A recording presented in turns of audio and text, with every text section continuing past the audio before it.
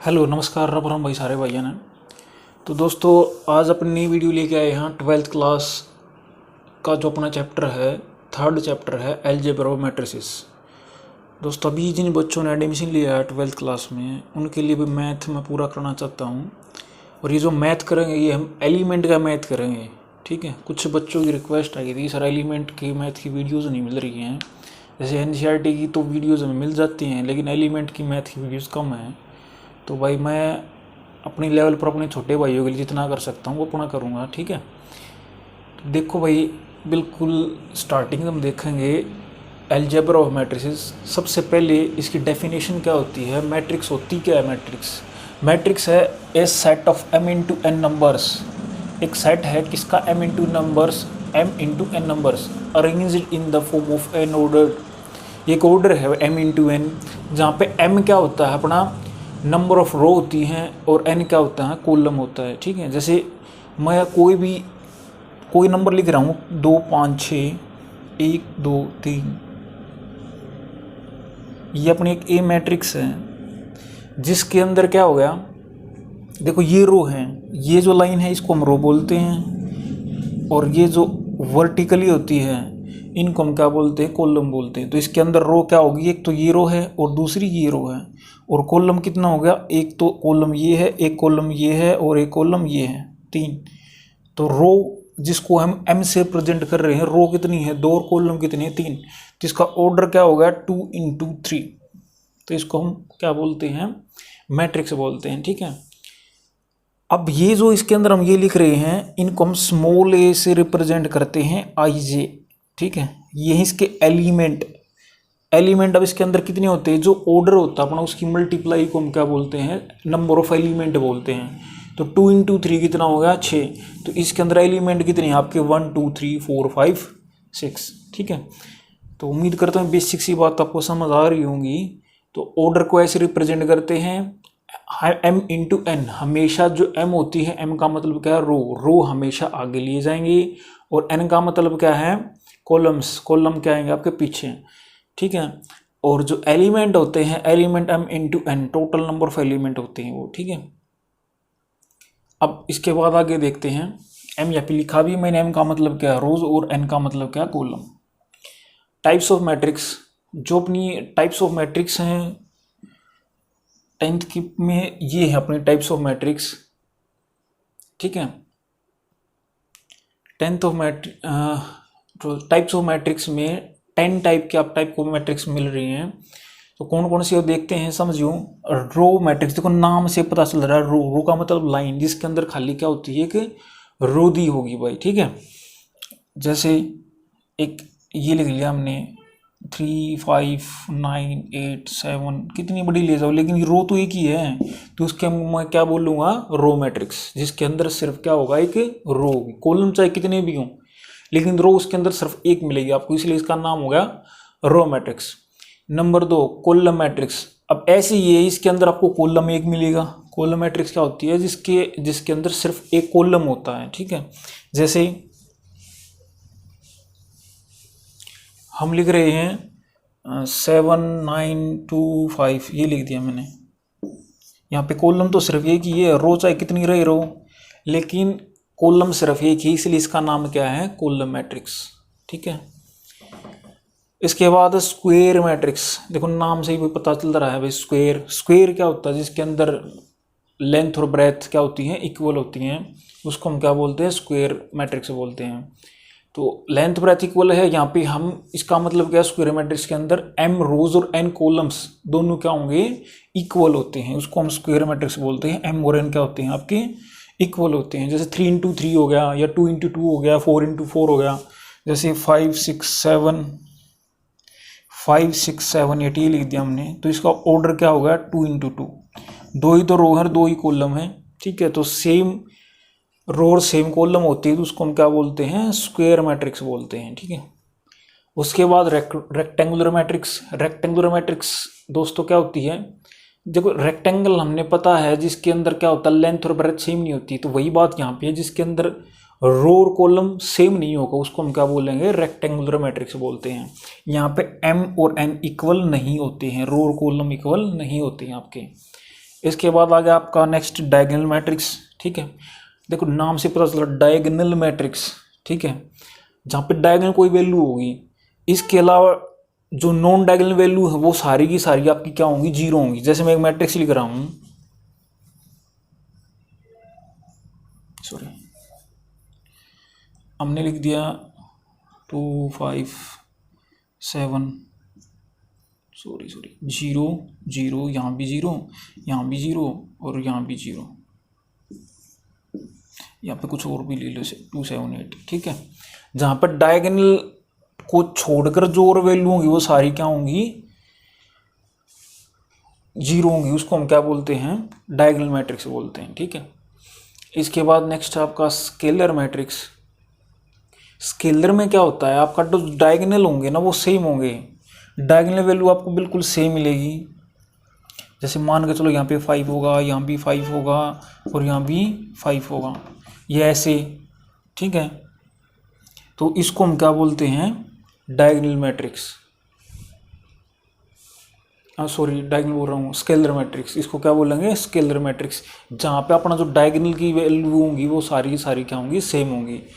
इसके बाद नेक्स्ट पे आ जाते हैं जीरो मैट्रिक्स। बिल्कुल आसान है, नाम से पता चल रहा है, जहाँ पे सारी की सारी एलिमेंट क्या होंगे, वो क्या होंगे, ये जीरो होंगे। नेक्स्ट है यूनिट मैट्रिक्स, सबसे ज़्यादा यूज होता है। यूनिट मैट्रिक्स में क्या होगा, जो आपकी डायगोनल वैल्यू होंगी ना वो 1 1 होंगी। ठीक है, जैसे 1 1 और 1, बाकी 0,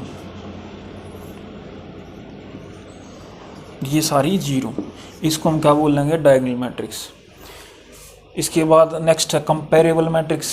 कंपेरेबल मैट्रिक्स में दोस्तों क्या होता है, कंपेयर होगा दो मैट्रिक्स का, इनका ऑर्डर सेम होना चाहिए। ठीक है, इनका हमेशा क्या होना चाहिए, ऑर्डर सेम होना चाहिए। जैसे ए मैट्रिक्स अगर मैं लूँ, ए मैट्रिक्स के अंदर आइज एलिमेंट हैं और इसका ऑर्डर m × n है, और ऐसे ही एक बी मैट्रिक्स है आई जे, इसका ऑर्डर कुछ भी ले लो, मान लो आपको Q × R ले लिया, तो इसके अंदर m इक्वल में होगा किसके, Q के, और n इक्वल किसके होगा, R के।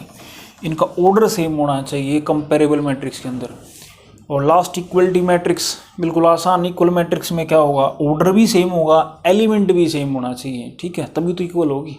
इक्वल मैट्रिक्स क्या होता है, फिर से सुनो, जहाँ पे ऑर्डर भी सेम होगा अपना, और हर एक एलिमेंट, जैसे ए में कोई मैट्रिक्स है तो वो बी मैट्रिक्स के हर एक एलिमेंट के इक्वल होगा। ठीक है, इसको हम क्या बोलेंगे, इक्वल मैट्रिक्स। तो ये बेसिक से जो टाइप्स हैं आपको समझ में आ गए होंगे, बिल्कुल आसान चैप्टर हैं। ठीक है, अब हम एक्सरसाइज स्टार्ट कर रहे हैं।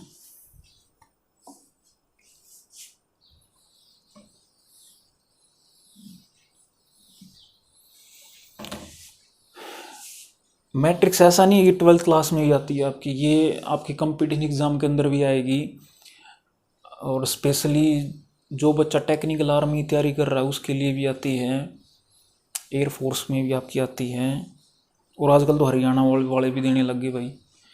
ठीक है, तो ये आसान चैप्टर है, जिस बच्चे के पास 11th 12th मैथ नहीं है वो भी कर सकता है इसको, मैट्रिक्स को।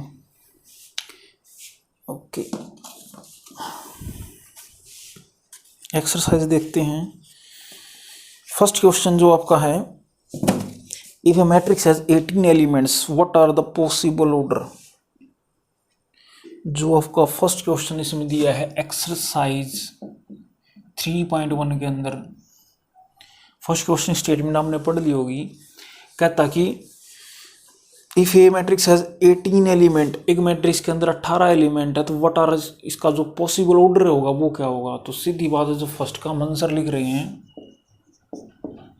वो क्या होगा। अब 18 एलिमेंट की मल्टीप्लाई हम कैसे कर सकते हैं, देखो ऑर्डर या तो 18 × 1 हो सकता है, या आपका 1 × 18 हो सकता है, 9 × 2 हो सकता है, 2 × 9 हो सकता है, 6 × 3 हो सकता है, 3 × 6 हो सकता है, और कोई बचा 18 सारी हो गई। ठीक है, 18 के जो भी फैक्टर आपके मिलते हों वही हम लिख सकते हैं। 18 में 18 होता है, 9 में 18 होता है, 6 18 होता है, और इनके उल्टे भी लिख सकते हैं। और आगे भी इसने कहा है कि अगर 5 एलिमेंट हो तो ऑर्डर क्या होता, और अगर अपना 5 एलिमेंट वाला है तो इसका ऑर्डर क्या हो सकता है, 5 × 1 हो सकता है, और 1 × 5 हो सकता है। ठीक है, तो ये आपका फर्स्ट क्वेश्चन था, बिल्कुल आसान सा क्वेश्चन था। ओके, नेक्स्ट क्वेश्चन देखते हैं। नेक्स्ट में आपका कहता है construct a 3x3 matrix whose element are given. Construct a 3x3 matrix, हमने कंस्ट्रक्ट करनी है 3x3 मैट्रिक्स। सेकंड क्वेश्चन है construct 3x3 matrix. Construct 3x3 matrix, ये आपको ऑर्डर गिवन है 3x3 मैट्रिक्स। और उस एलिमेंट और जो एलिमेंट भी आप होंगे भी आपको आपके क्या होंगे, ए आई जे इक्वल में है आई प्लस जे और इसका स्क्वायर, ये आपके एलिमेंट होने चाहिए आई प्लस जे का स्क्वायर। ओके, अब देखो 3x3 का मतलब क्या है, यहाँ पे आपको A11 A12 A13 A21 22 23 A31 32 33 तक निकालना है। टोटल एलिमेंट 3x3 क्या हो गए, 9 एलिमेंट आपके होंगे। तो प्यारे बच्चों हम कैसे करेंगे, देखो सबसे पहले हमें एलिमेंट चाहिएगा A11, क्या चाहिएगा A11। अब ये जो अगले वाला 1 है ये I को रिप्रेजेंट कर रहा है और J किसको कर रहा है भाई, J को रिप्रेजेंट कर रहा है, ठीक है। और एक इसका मतलब A का मतलब यहाँ पे क्या है, स्मॉल a का मतलब है कि भाई इसका एलिमेंट है। तो A11 अगर मैं निकाल लूँगा तो A11 पे देखो क्या वैल्यू आई अपनी, I की जगह भी 1 और J की जगह भी 1, तो 1 + 1 और इसका क्या आया स्क्वायर, तो ये अपने को क्या मिला 2 का स्क्वायर 4, ठीक है। तो A11 पे वैल्यू क्या आ गई अपनी 4। ऐसे ही A12 अगर हम निकाल लेंगे तो A12 1, J क्या होगा 2, 1 और 2 3, 3 का स्क्वायर क्या होगा 9। A13 निकाल लेंगे तो क्या मिला 1 और 3 4, 4 का स्क्वायर क्या होगा 16, ठीक है भाई।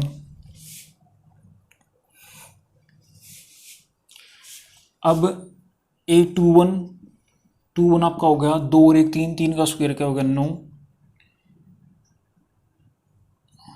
A22 2 और 2 4, 4 का स्क्वायर क्या होगा 16। A23 2 और 3 5, 5 का स्क्वायर क्या होगा 25। A31 3 और 1 क्या होगा 4, 4 का स्क्वायर क्या होगा 16। A32 3 और 2 5, 5 का स्क्वायर क्या होगा 25। A33 3 और 3 6, 6 का स्क्वायर क्या होगा 36, ठीक है। तो जो अपनी मैट्रिक्स बनी ना वो क्या होगी 4 9 16 9 16 25 और यहाँ पे 16 25 36, ये आपकी मैट्रिक्स, ये आपका आंसर आ गया भाई। बिल्कुल आसान है, ठीक है।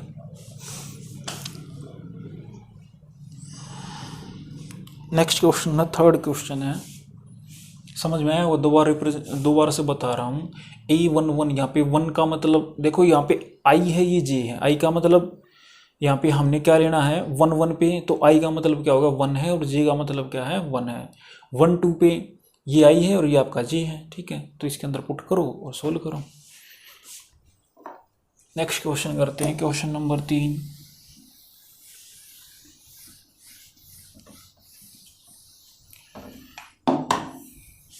थर्ड क्वेश्चन में आपका कंस्ट्रक्ट 2x2 मैट्रिक्स हमें कंस्ट्रक्ट करनी है। 2x2 मैट्रिक्स, ऑर्डर आपको गिवन है 2x2 मैट्रिक्स का।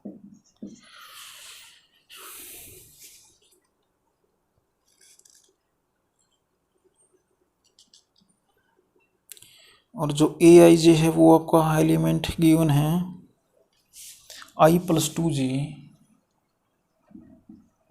वो आपको गिवन क्या था I + 2j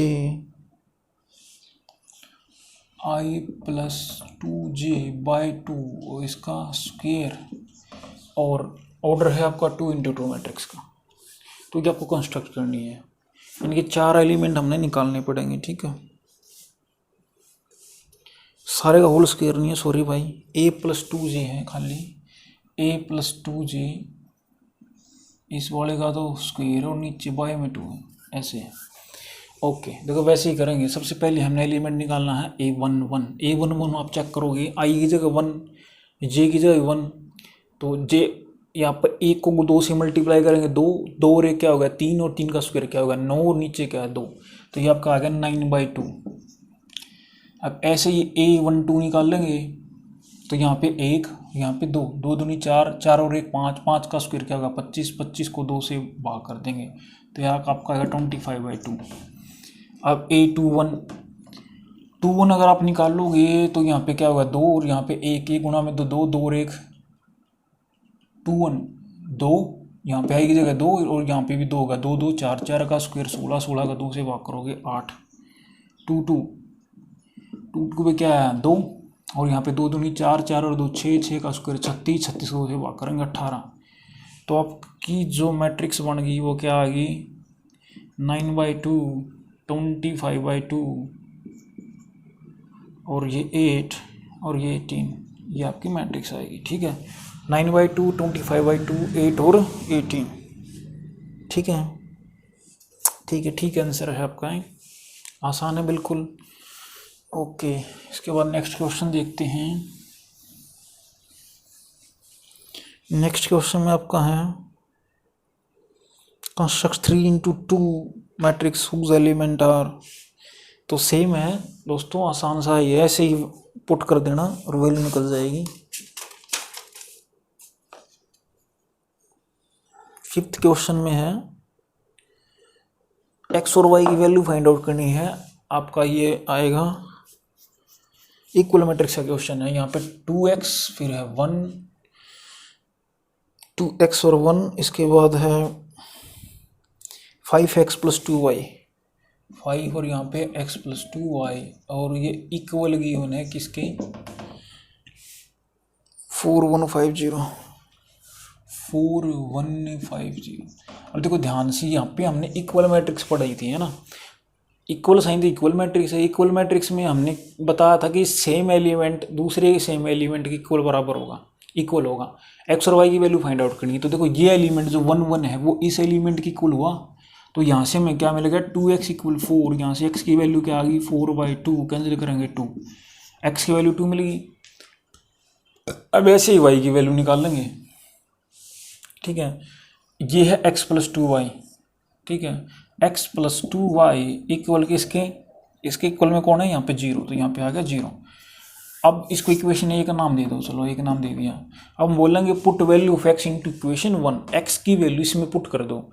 तो यहाँ पे इसके अंदर x की जगह 2 पुट करेंगे, 2 + 2y इक्वल में क्या आ गया 0। ये 2 साइड जाएगा माइनस हो गया, 2y इक्वल क्या आ गया -2, यहाँ से y की वैल्यू -2/2 यानी कि -1 आ गई। ठीक है, तो x आपको 2 मिलेगा और y आपको क्या मिलेगा -1 मिलेगा। ठीक है, बिल्कुल आसान क्वेश्चन है। नेक्स्ट क्वेश्चन में है x, y, z और u की वैल्यू बतानी है। सेम क्वेश्चन है, कोई प्रॉब्लम नहीं होनी चाहिए आपको मेरे ख्याल से। तो फिर भी भाई नहीं आए तो कमेंट कर दियो, बता दियो किसी भाई ने क्वेश्चन नहीं आए तो। 7th क्वेश्चन करवाता हूँ मैं। 7th क्वेश्चन है find the value of a, b, c and d equation. a, b, c, d value बतानी है, a - b और यहाँ पे 2a + c, 2a + c, 2a - b, 3c + d, 3c + d और ये मैट्रिक्स आपकी इक्वल है -15013 की। तो बिल्कुल आसान सा क्वेश्चन है ये भी। देखो ध्यान से, ये एलिमेंट जो होगा वो इस एलिमेंट इक्वल होगा, तो इसको मैं क्या बोलूँगा a - b = -1 के, इसको हम इक्वेशन 1 मानते हैं। ठीक है, ऐसे ही ये वाला है यहाँ पे 2a - b इक्वल किसके आए इक्वल 0 के, इसको इक्वेशन 2 मान लिया। अब देखो बचपन से करते आए हो आप इस टाइप के क्वेश्चन, यहाँ से अगर a b की वैल्यू अगर मैं निकाल लूँ, 2 इक्वेशन हैं तो या तो सब्ट्रैक्ट करके निकाल लेंगे हम। ठीक है, तो इक्वेशन 1 में से इक्वेशन 2 को हमने सब्ट्रैक्ट कर दिया, तो क्या लिखेंगे subtract equation 2 from 1, subtract equation 2 from 1। दूसरी इक्वेशन घटाई पहली में से, तो जब आप घटाओगे तो इनके साइन चेंज होंगे, तो साइन चेंज में ये क्या होगा माइनस, ये क्या होगा प्लस, ये क्या होगा माइनस। यहाँ से माइनस बी से प्लस बी तो कैंसिल होगा, ए में से 2a माइनस करोगे तो आपको क्या मिलेगा माइनस ए, और यहाँ पे क्या आएगा -1 -0 क्या होगा -1 माइनस माइनस कैंसिल, ए की वैल्यू क्या आ गई 1। ठीक है, अब ऐसे ही आगे ये है 2a + c और इक्वल किसके है ये 5 के, इसको मैं इक्वेशन 3 ले लेता हूँ। अब a की वैल्यू 1 है, a की वैल्यू इसके अंदर पुट कर दो, हम क्या बोलेंगे put value of a into equation 3, put value of a into equation 3, इसमें पुट करेंगे तो a की जगह है 1, 2 इंटू 1 क्या होगा 2 + c इक्वल क्या है 5, और c की वैल्यू हमें क्या मिलेगी 3, यहाँ से c की वैल्यू क्या मिलेगी 3। ऐसे ये है 3c + d, 3c + d और इक्वल किसके है 13 के, तो इसको इक्वेशन नंबर 4 लिख लो। अब c की वैल्यू इसके अंदर पुट कर दो, c की वैल्यू क्या है 3, यहाँ पे वैल्यू पुट करेंगे 3 इंटू 3 क्या होगा 9, और ये 9 उस साइड जा क्या होगा -9 + d इक्वल में क्या आएगा 13, तो d की वैल्यू प्यारे बच्चों क्या आई 4। तो चारों वैल्यू हमें मिल गई, a की वैल्यू तो 1 आई थी, सॉरी अभी रहती भाई b की वैल्यू नहीं निकाली हमने अभी। ये जो a की वैल्यू थी ना, इसको या तो इस इक्वेशन रख लो या इसमें रख लो। a की वैल्यू हम फर्स्ट इक्वेशन में रख लेते हैं, फर्स्ट में रखेंगे तो हमें क्या मिल गया put value of a into equation first, यहाँ से मैं क्या मिल गया 1 - p इक्वल किसके -1 के, ये 1 उस साइड जाएगा माइनस होगा, -b इक्वल -2 के, माइनस माइनस कैंसिल, b की वैल्यू क्या आ गई 2। तो प्यारे बच्चों a 1 आ गया, b 2 आ गया, और c आपका 3 आ गया, और d आपका 4 आ गया, सारी वैल्यू में मिल गई है। बिल्कुल आसान एक्सरसाइज है, चैप्टर ही आसान है ये बिल्कुल ही। नेक्स्ट क्वेश्चन है find the value of x, y, z and u which satisfy the matrix equation. Same है, ये भी कर लो, कोई प्रॉब्लम नहीं आएगी आपको, बिल्कुल ऐसा कैसा है। 9th क्वेश्चन देखते हैं, find the value of x and y, x and y की वैल्यू बतानी है। चलो ये कर लेते हैं, क्वाड्रेटिक इक्वेशन वैसे आसान है ये भी, इसको निकाल लेते हैं। 9th क्वेश्चन को देखो,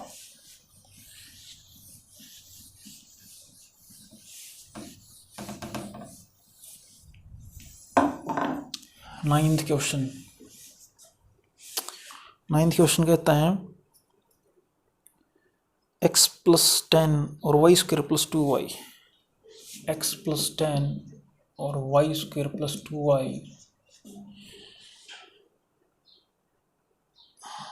0 - 4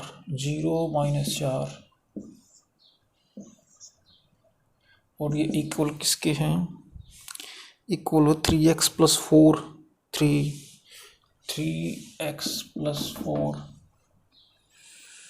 3 और यहाँ पे 0 और यहाँ पे क्या दिया y² - 5y, वही x और y की वैल्यू आपको निकालनी है। तो देखो कंपेयर अगर आप करोगे तो x + 10 को मैं 3x + 4 इक्वल लिख सकता हूँ, है ना। तो यहाँ से मैं क्या मिल गया x + 10 इक्वल किसके 3x + 4 के, x वाली टर्म एक तरफ लेके जाओगे, ठीक है। तो मैं क्या मिल गया, इसको उस तरफ ले गया तो क्या मिल गया 2x, और इसको इस तरफ ले गया तो क्या मिला भाई हमने 6, 10 में 4 माइनस करोगे 6, और x की वैल्यू क्या आ गई 3, यहाँ से x की वैल्यू क्या आई 3, ठीक है ओके। और अब या तो इसे निकाल लो क्वाड्रेटिक इक्वेशन बना के, या इसे निकाल लो, मर्जी है, ठीक है। ये सेम एलिमेंट थे दोनों, 0 ही है, ठीक है भाई।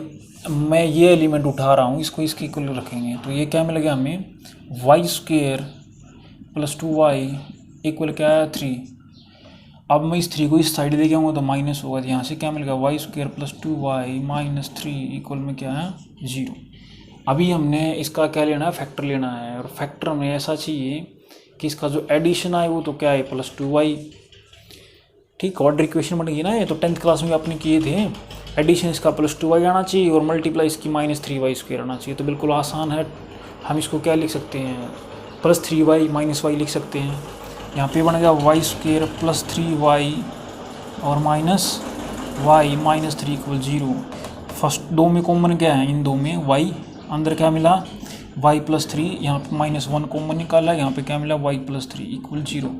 तो यहाँ से y की वैल्यू y+3 कॉमन निकाला, अंदर क्या बच गया y-1 = 0। तो y की वैल्यू प्यारे बच्चों एक तो क्या होगी -3 और एक y की वैल्यू क्या होगी 1। ये हमें वैल्यू मिल गई y की। x तो हमें 3 मिला है और y की वैल्यू -3 और +1। ठीक है, ये वैल्यू हमें y की मिल गई।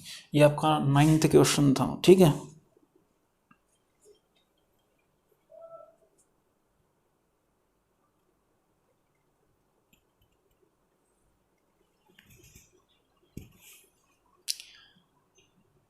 एक यहाँ से भी वैल्यू निकाल के देखें, इससे वैल्यू निकालनी पड़ेगी भाई आपको।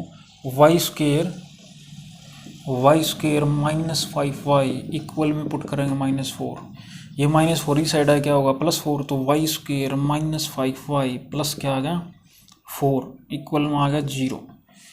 अब यहाँ से देखो मल्टीप्लाई तो क्या आनी चाहिए आपकी, मल्टीप्लाई तो आपकी आनी चाहिए 4y² और एडिशन आपका आना चाहिए -5y। तो फैक्टर क्या कर सकते हैं हम, 6 4 स्टेटमेंट तो सही होगी ना, y² -5y और 4 ही है भाई।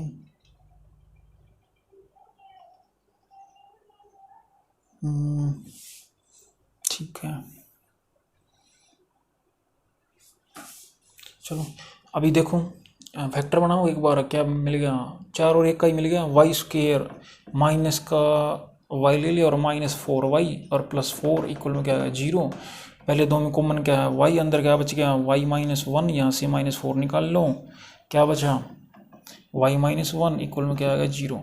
अब दोनों में से क्या निकालेंगे y-1 कॉमन निकाला, अंदर क्या बचा y-4 इक्वल में 0। तो प्यारे बच्चों यहाँ से आपकी y की वैल्यू क्या क्या मिलेगी, एक तो 1 मिलेगी और एक y इक्वल में 4 मिलेगा। तो ये सारी वैल्यू आपकी आ गई। तो y की एक वैल्यू तो पहले ही थी, -3 और 4 भी मिलेंगी। ठीक है भाई, और x की आपकी ये आई गई थी 3। ठीक है, ये 9th क्वेश्चन था। 10th क्वेश्चन देखेंगे।